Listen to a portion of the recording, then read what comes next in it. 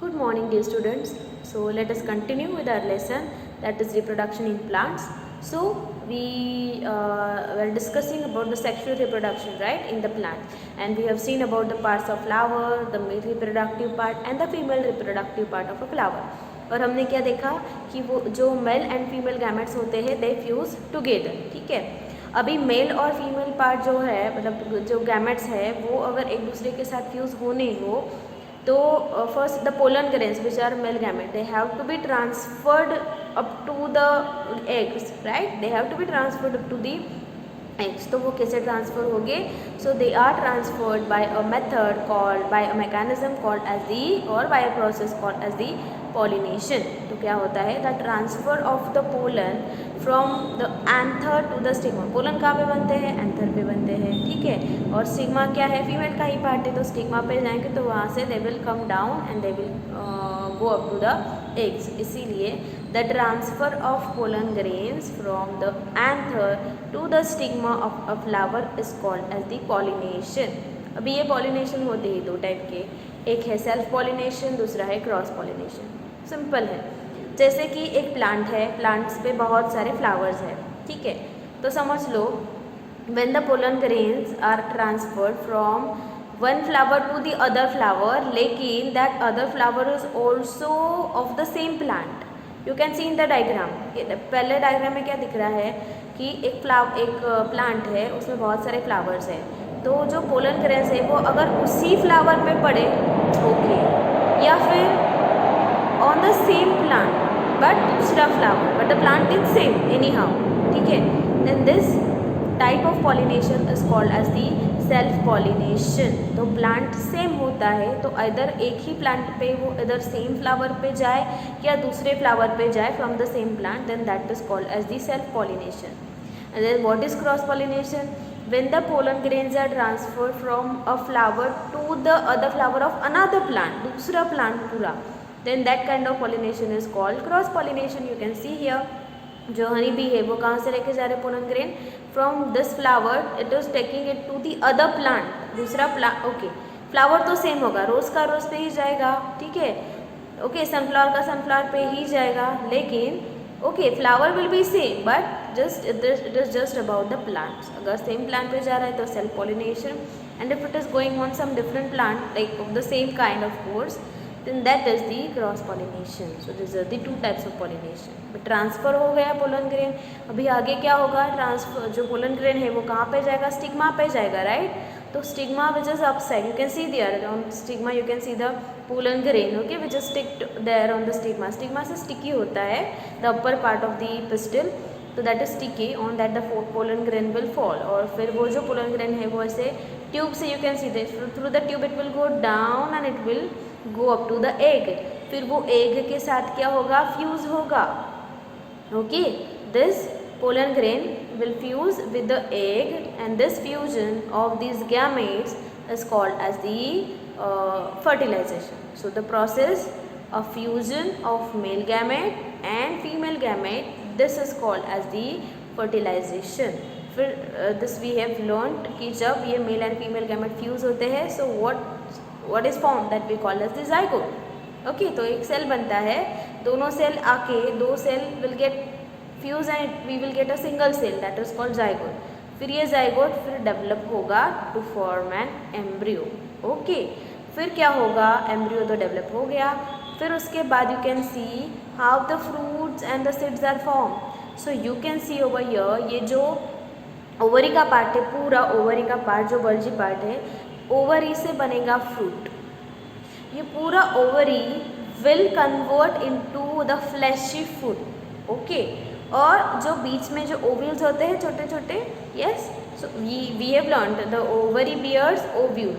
Ovary का हो गया फ्रूट और ओव्यूल का हो गया seed. Keep in mind, ovary का हो गया fruit, the fleshy fruit, and ovules will get developed into the seeds.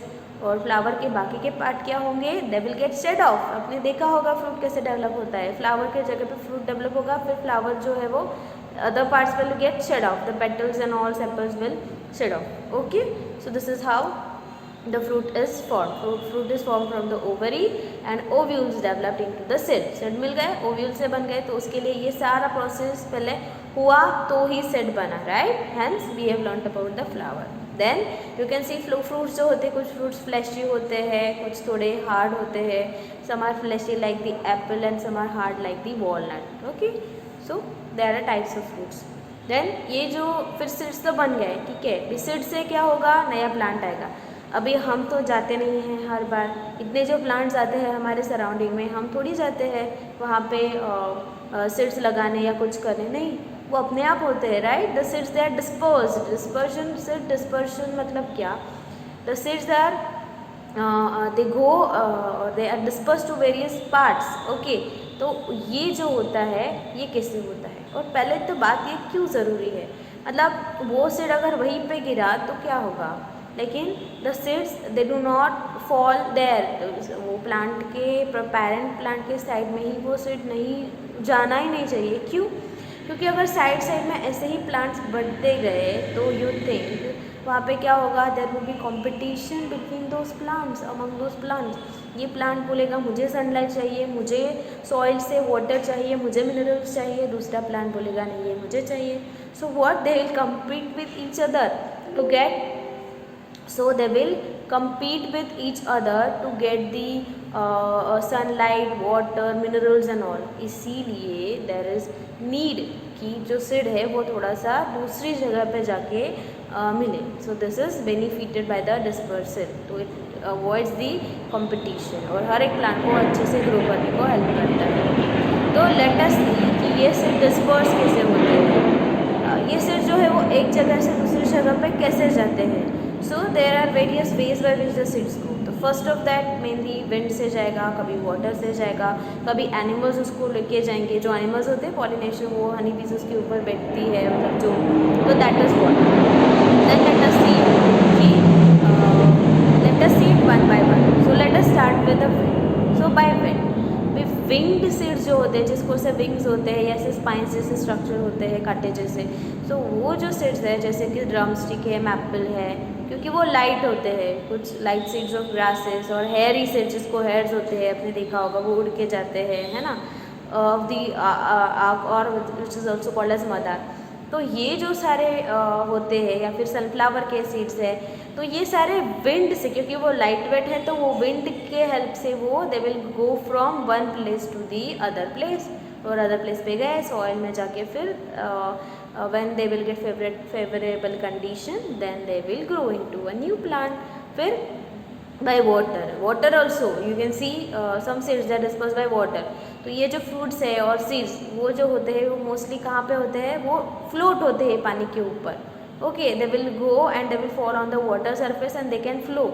तो वो उसके लिए अडॉप्टेड होते हैं. They are adopted to float on the water. Okay, in the form of वो स्पॉन्जी होंगे या फिर फाइब्रस आउटर कोट होगा उसका, so that they can float on the water and through the water they will be transferred to some other place. Okay, जैसे coconut में होता है, एग्जाम्पल इज कोकोनट.